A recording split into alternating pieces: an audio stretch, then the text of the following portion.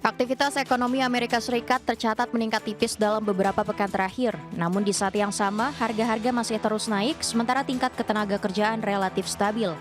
Hal ini diungkapkan oleh The Federal Reserve dalam Beige Book yang baru saja dirilis.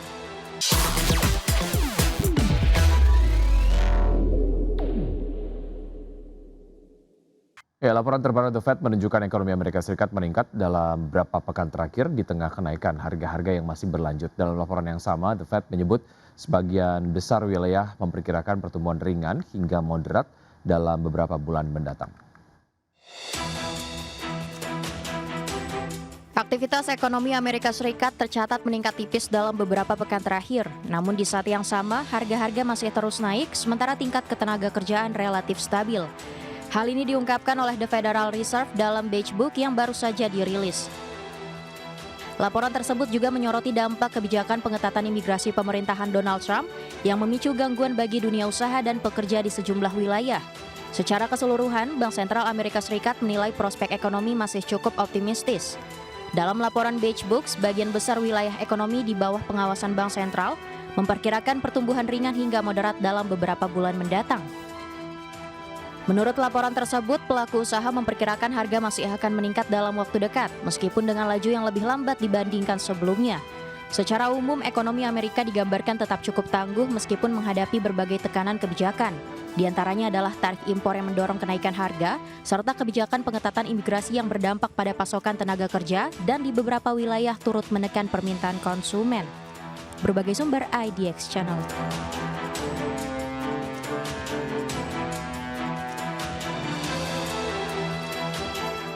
Terima kasih Anda masih bergabung bersama kami. Pemirsa, seiring efek pelemahan harga batu bara global, PT Golden Energy Mines Tbk mencatatkan penurunan kinerja di tahun 2025. Ya, di sepanjang tahun lalu, pendapatan usaha perseroan turun 11,07%, sedangkan laba bersih terkoreksi 45,5% year on year. PT Golden Energy Mines Tbk mengalami penurunan kinerja keuangan pada akhir 2025 seiring efek pelemahan harga batu bara global. Mengutip laporan keuangan, pendapatan usaha perseroan turun 11,07% year on year menjadi 2,41 miliar dolar Amerika Serikat pada tahun 2025 dari sebelumnya sebesar 2,71 miliar dolar Amerika Serikat.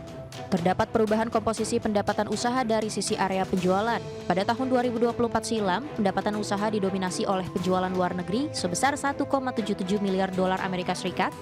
Namun kemudian pada 2025 jumlahnya menyusut menjadi hanya 855,20 juta dolar Amerika Serikat. Sebaliknya, penjualan dalam negeri meningkat dari sebelumnya 931,14 juta dolar Amerika Serikat pada 2024 menjadi 1,56 miliar dolar Amerika Serikat pada 2025. Sementara itu hingga akhir 2025, laba bersih yang diatribusikan kepada pemilik entitas induk tercatat senilai 258,23 juta dolar Amerika Serikat atau berkurang 45,50% year on year dibandingkan periode yang sama tahun sebelumnya sebesar 473,81 juta dolar Amerika Serikat. Berbagai sumber IDX Channel. PT Piridam Pharma Tbk melalui anak usahanya PT Etika Industri Farmasi akan meningkatkan kapasitas produksi injeksi steril.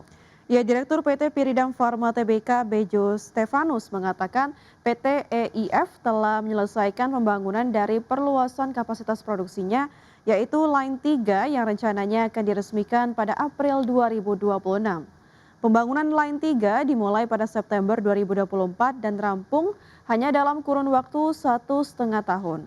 Saat ini kapasitas dari Line 3 telah terpenuhi atau full capacity sehingga membuat perseroan mempercepat proses pembangunan untuk fasilitas Line 4, 5, dan 6 yang akan mengadopsi teknologi terbaru di dalam dunia obat steril. Setelah penyelesaian Line 4 dan 5, PT EIF juga akan segera melakukan pembangunan Line 6 sebagai bagian dari pengembangan kapasitas manufaktur secara berkelanjutan. Manuver ini diambil sebagai respon langsung atas meningkatnya kebutuhan obat-obatan steril di pasar global dan regional. Adapun berdasarkan berbagai laporan industri, pasar steril injectable global diproyeksikan terus tumbuh signifikan dengan nilai pasar yang mencapai sekitar 4,9 miliar dolar Amerika Serikat pada 2026.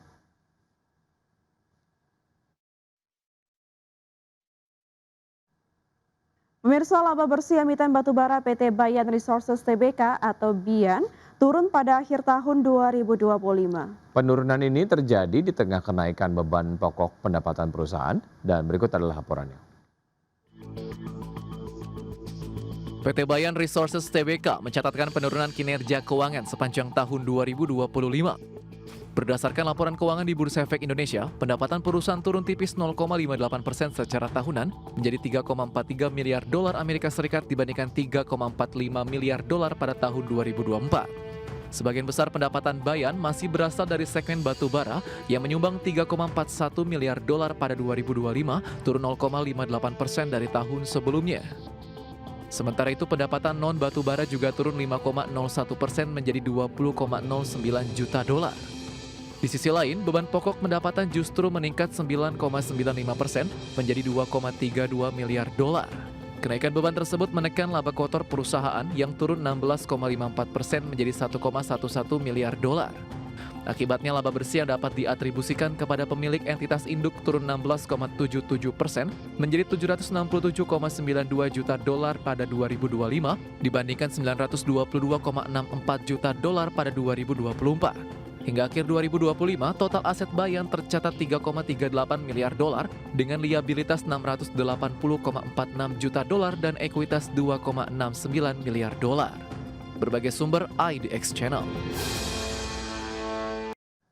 Lembaga pemeringkat kredit internasional Fitch Ratings merevisi prospek peringkat kredit utang pemerintah Indonesia menjadi negatif dari sebelumnya stabil. Meski demikian, Fitch tetap mempertahankan peringkat Indonesia di level BBB karena mempertimbangkan rekam jejak Indonesia dalam menjaga stabilitas makroekonomi.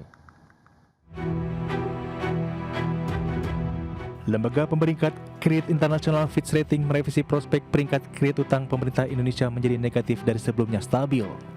Dalam laporannya, Fitch menilai perubahan outlook tersebut berkaitan dengan meningkatnya ketidakpastian kebijakan pemerintah dalam mengelola fiskal dan anggaran pendapatan dan belanja negara. Fitch menyebut terdapat kekhawatiran terkait tergerusnya konsistensi dan kredibilitas bauran kebijakan ekonomi Indonesia di tengah meningkatnya sentralisasi kewenangan pengambilan kebijakan.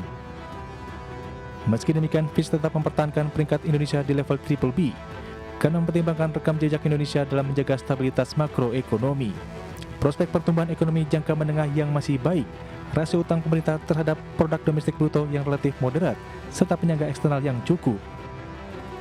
Namun sejumlah faktor dinilai masih membatasi kekuatan kredit Indonesia, di antaranya penerimaan negara yang relatif rendah, tingginya biaya pembayaran utang, serta indikator tata kelola yang masih tertinggal dibandingkan negara lain dengan peringkat BBB. Fitch memperkirakan pemerintah Indonesia akan mempertahankan kebijakan fiskal yang berhati-hati, termasuk mematuhi batas defisit fiskal 3% dari PDB. Akan tetapi fokus pemerintah untuk mendorong target pertumbuhan ekonomi 8% dan perbesar belanja sosial berpotensi mendorong bauran kebijakan fiskal dan moneter yang lebih longgar. Dari Jakarta, Tim Liputan IDX Channel.